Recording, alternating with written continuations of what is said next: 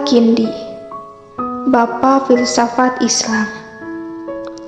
Dibandingkan perannya sebagai penemu minyak wangi pertama, nama Al-Kindi lebih dikenal dengan predikat Bapa Filsafat Islam. Minyak wangi hanyalah satu dari sekian banyak jasanya kepada ilmu pengetahuan di berbagai bidang, termasuk kimia, fisika, geometri, filsafat, astrologi, astronomi, aritmetika, etika, medis, psikologi, meteorologi, politik, arsitektur, musik, hingga religi. Predikat Bapa Filsafat Islam disematkan kepada Al-Kindi karena ia adalah filsuf Arab pertama yang mengenalkan karya-karya legendaris dari para pemikir Yunani kuno kepada dunia Islam. Al-Kindi juga menjadi tokoh utama yang menggalakkan penerjemahan karya-karya monumental itu ke dalam bahasa Arab. Al-Kindi berasal dari keluarga bangsawan Irak, tepatnya dari suku bangsa Kindah yang berasal dari Yaman. Ia dilahirkan pada tahun 801 Masehi di Kufah dengan nama lengkap Abu Yusuf Yakub Ibnu Ishaq Al-Kindi.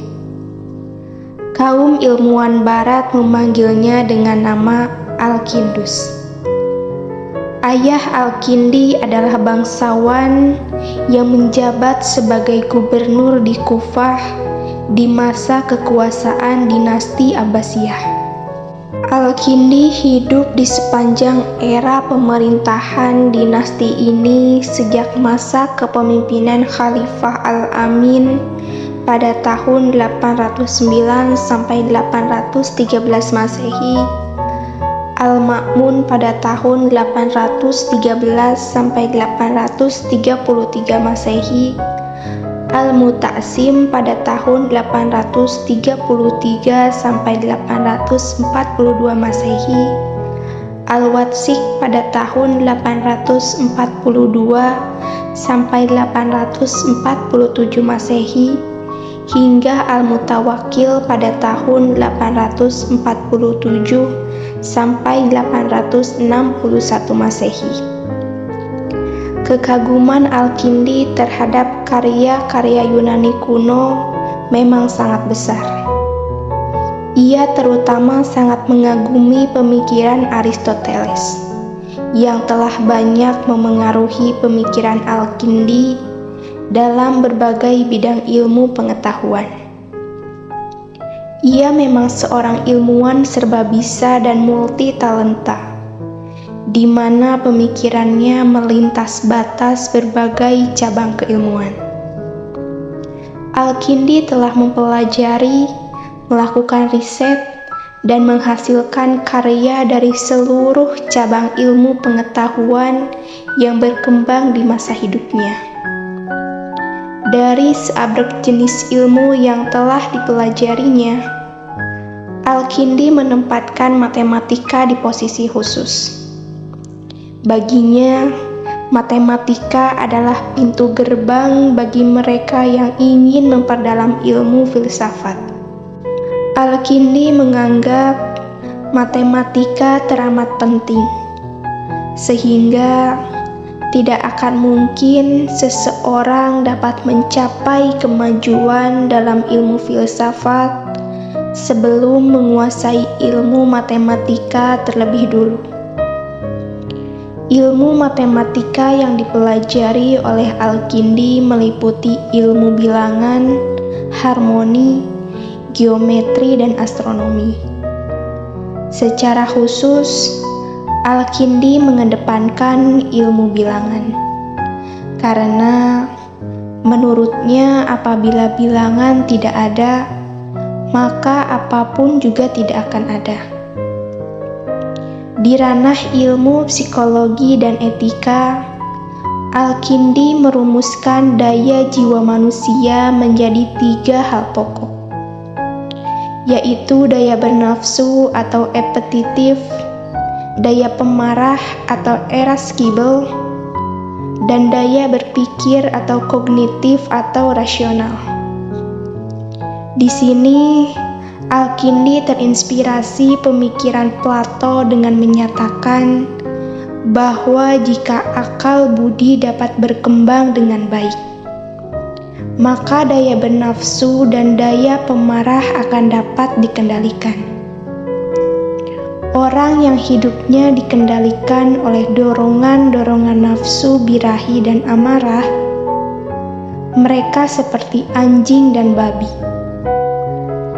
Al-Kindi melanjutkan, sedangkan bagi yang menempatkan akal budi sebagai hal yang paling utama, mereka bisa disamakan seperti raja.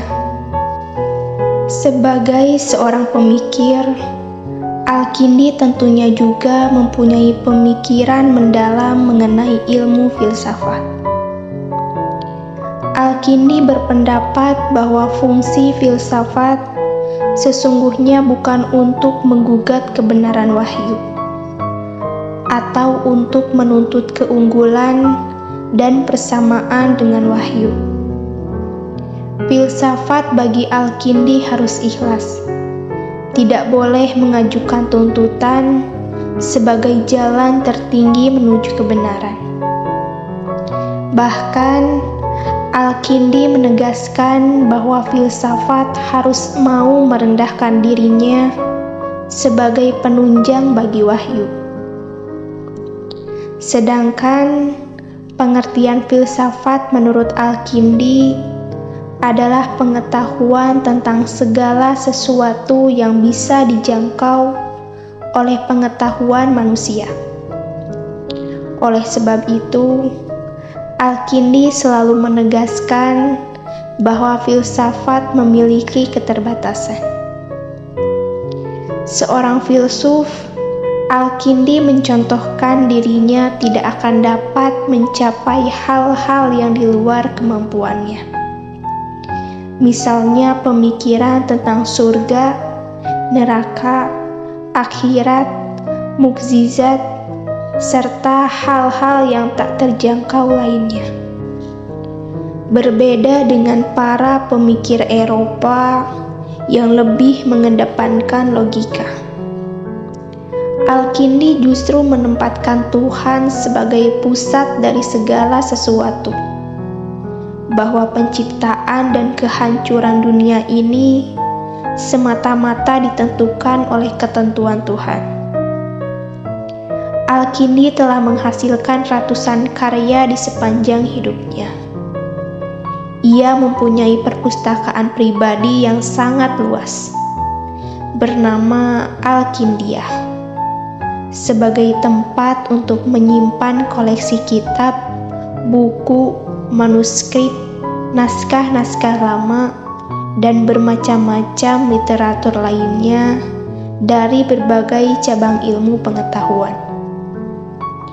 Sayangnya, karya-karya Al-Kindi sempat hilang dari pantauan.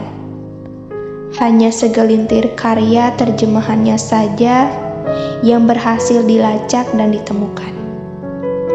Pada tahun 873 Masehi, Al-Kindi meninggal dunia. Namun, peran sentralnya sebagai ilmuwan Islam yang paling membanggakan tidak akan lapuk di gerus zaman.